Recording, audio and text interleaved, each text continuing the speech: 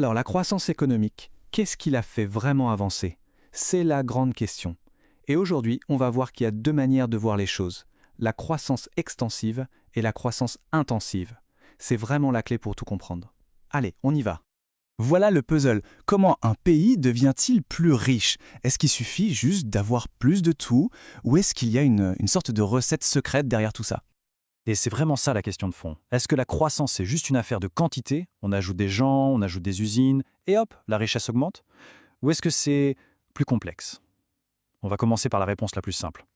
Bon, alors, attaquons-nous à la première idée la plus intuitive.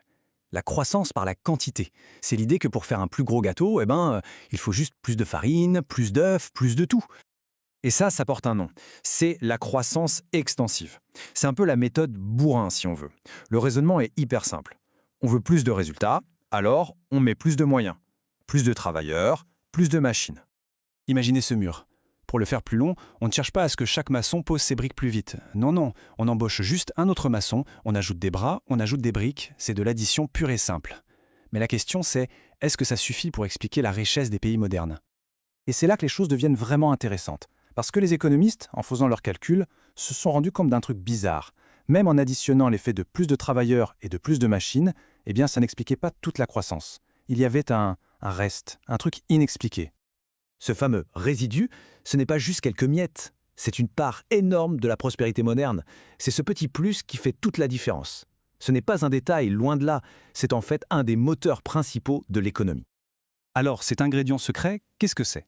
Eh bien, il a un nom un peu technique, la productivité globale des facteurs, on dit PGF pour faire court. En fait, la PGF, c'est tout simplement une mesure de notre efficacité. C'est notre capacité à mieux nous organiser, à mieux utiliser les outils qu'on a. Bref, c'est la croissance par l'intelligence. Et ça nous amène directement à l'autre type de croissance, la croissance intensive. Là, le slogan, ce n'est plus « travailler plus », c'est « travailler plus intelligemment ». C'est une croissance qui vient des bonnes idées, des innovations, de l'amélioration des processus. En un mot, c'est une croissance qui est tirée par cette fameuse PGF. Donc, pour résumer, on a vraiment deux philosophies. D'un côté, la quantité, on ajoute, on empile, c'est la croissance extensive. Et de l'autre, la qualité, on améliore, on optimise. Ça, c'est l'intensive. Et ce qu'il faut bien comprendre, c'est que pour la prospérité sur le long terme, c'est la deuxième qui compte vraiment. Regardons un cas concret pour que ce soit bien clair. L'Allemagne. Sur la période étudiée, l'économie a cru de 2%. Ok, mais d'où viennent ces 2%? Eh bien, tenez-vous bien, 1,2 points de pourcentage, donc plus de la moitié, vient de la PGF. C'est bien plus que la contribution du capital et du travail mis ensemble. 60%, c'est juste énorme.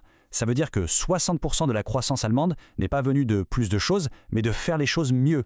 On est en plein dans une croissance qu'on peut qualifier de très intensive. C'est la preuve que la qualité a vraiment pris le pas sur la simple quantité. D'accord, donc on a compris que la PGF, c'est le Graal. Mais concrètement, comment on fait pour l'augmenter?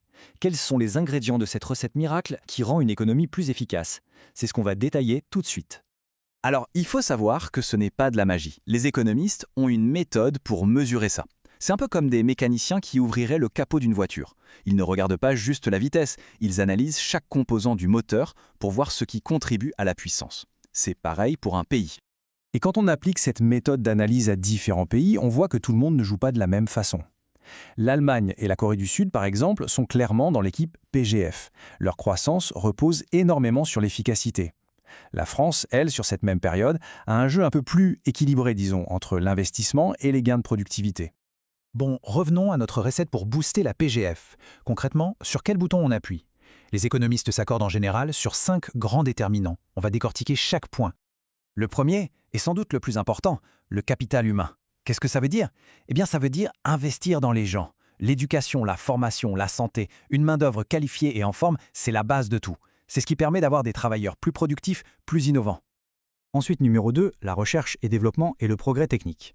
En clair, c'est l'investissement dans le savoir. Chaque euro mis dans la recherche, c'est potentiellement une nouvelle technologie, un meilleur produit ou même juste une façon plus maligne de s'organiser dans une entreprise pour être plus efficace. Troisième point essentiel, les infrastructures publiques. On parle ici des routes, des ports, des réseaux d'Internet. Un bon réseau, ça ne produit rien en soi, mais ça permet à des milliers d'entreprises de travailler mieux, plus vite. En fait, c'est un peu comme huiler les rouages de toute la machine économique. Et enfin, le dernier point qui est peut-être le plus sous-estimé, le cadre institutionnel. C'est le socle de tout le reste. Pensez-y, qui voudrait investir à long terme dans un pays où les lois changent tout le temps? Personne. Avoir des règles du jeu claires et stables, c'est absolument crucial pour que les entreprises osent innover. Voilà, donc si on fait le bilan, on voit bien que cette différence entre croissance extensive, le plus, et croissance intensive, le mieux, n'est pas juste un détail technique. C'est vraiment fondamental pour comprendre où on va. Et cette idée résume parfaitement l'enjeu. La croissance extensive, c'est un peu un sprint. Ça peut marcher un temps. Mais la croissance intensive, celle qui est basée sur l'efficacité, l'innovation, eh bien ça, c'est un marathon. C'est la seule qui permet d'améliorer durablement le niveau de vie de tout le monde. Ce qui nous amène à une dernière question, et pas des moindres. Dans un monde où les ressources ne sont pas infinies, où on fait face à des défis écologiques majeurs, est-ce qu'on peut encore vraiment miser sur la croissance par la quantité? La voie de l'efficacité, ce n'est peut-être plus seulement une option, mais bien une obligation. Voilà, c'est une question qui mérite qu'on y réfléchisse. Merci beaucoup d'avoir suivi cette explication.